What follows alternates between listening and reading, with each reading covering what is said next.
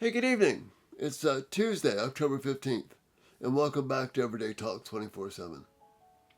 Got something personal to talk about tonight. I think impacts all of us. When God shatters your dreams. And it's important that we understand it just that directly. Our broken dreams, our lost hopes, our sense of being totally lost, it's not random. God is a part of that. And because he's a part of it, he's also the way out. But let's give the Bible credit. The Bible doesn't blame everybody else for the problems that happens. God demonstrates to us through his word that even our dreams that are shattered, he's there. But he's also the solution. We'll talk about a familiar story to illustrate this. And it starts with a young man, a 13-year-old, having a dream. And it was a good dream. It was a dream about leading his family to do the things of God. But instead of his brothers being excited about his dream, they were shattered by it. They were angry with it. So much so that their hatred grew over the next 4 years, that all they could think of to do was to kill this young man. So his dreams of wanting to serve God, of wanting to make things work out well, even though they included his family honoring him and bowing down to him, his dad seeming to appreciate him by giving him a beautifully ornated special coat, they all came crashing down one day when his brothers took him off on the pretense of going out in the wilderness to kill him, because they were so angry with him, so disgusted with him in his dream. And of course, a debate arises, and one brother says, no, let's not kill him. Let's just sell him as a slave. So they do. They sell him as a slave. And they send him off to a foreign country, to Egypt. But still the young man, he doesn't lose it all. He's lost his family, he's lost his dream, he's lost everything he knows, and now he's being treated horribly.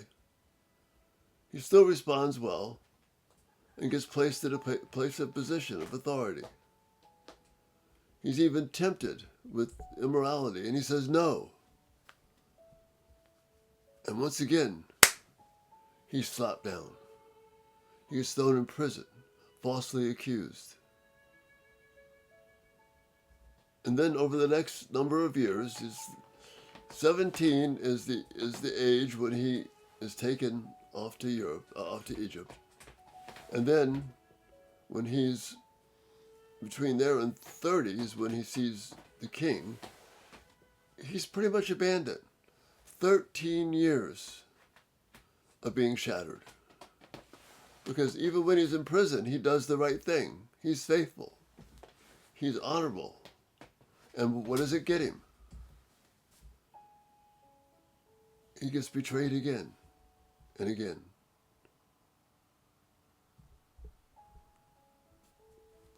God is the one doing this. And this young man, Joseph, never wavers from that. He never misses that. But he's been treated horribly. He's in this foreign country. Now he's in prison.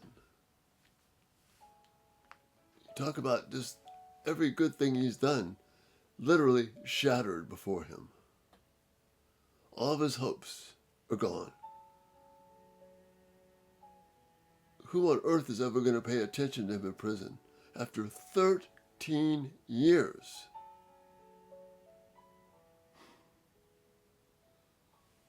He's nowhere. He's been honorable, and what has it gotten him? Prison no family, no children of his own, no wife,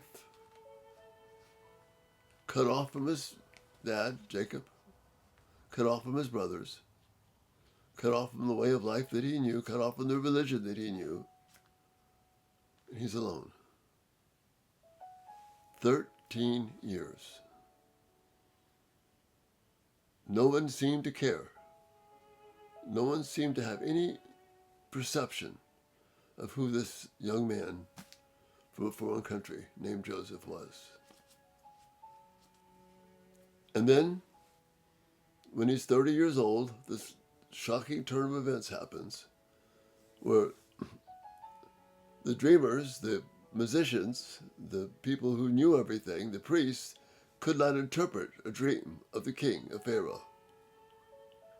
Finally, one of the men that was in prison with him remembers, wait a minute, I know somebody that can answer dreams. And so they send for Joseph.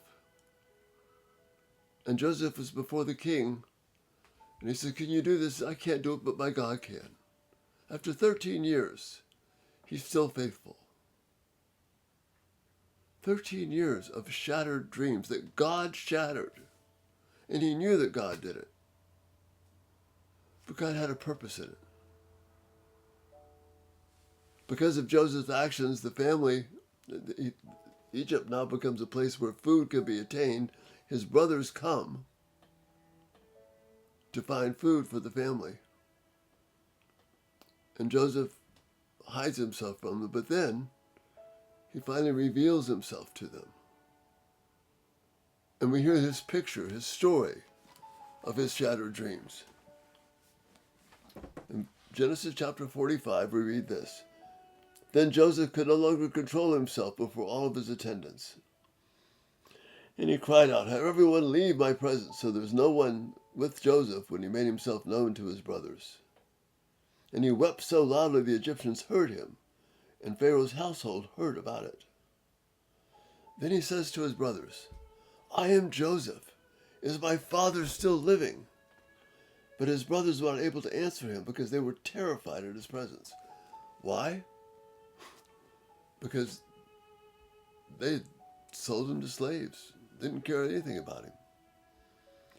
Then listen to what Joseph said, his response to his shattered dream. Then Joseph said to his brothers, come close to me. When they had done so, he said, I am your brother Joseph, the one you sold into Egypt. And now, do not be distressed, do not be angry with yourselves for selling me here, because it was to save lives that God sent me ahead of you. For 2 years now there's been famine in the land. In the next 5 years there will be more famine. But God sent me ahead of you to preserve you, a remnant on earth, and to save your lives by a great deliverance. So then it was not you who sent me here, but God. God shattered his dream. But brothers and sisters, God will not abandon us. Joseph had 13 years. Maybe some of you have waited longer, so maybe some of you have left less. And you feel like God has walked away from you and not cared for you and has left you with no hope. Just like Joseph in prison appeared to have no hope. But through all of it, God had a plan, and Joseph acknowledges this. It was God who sent me here. God shattered my dream. Brothers and sisters, if God has shattered your dreams, he has something more beautiful for you. I don't know what that is, but I know he does because he's faithful. Remember the story of Joseph. Remember the story of dreams that are shattered by God, not by circumstances, not by people. They may have played a role in it, but this is God doing it. If you're hurting in despair right now, if all of your dreams seem to have just poof, gone away, think of Joseph and know that God shatters dreams because he loves us and cares for us. and has things in store for us that we can't begin to imagine. Let me know your thoughts and feedback on this. I know a lot of you are hurting. I'd love to hear from you.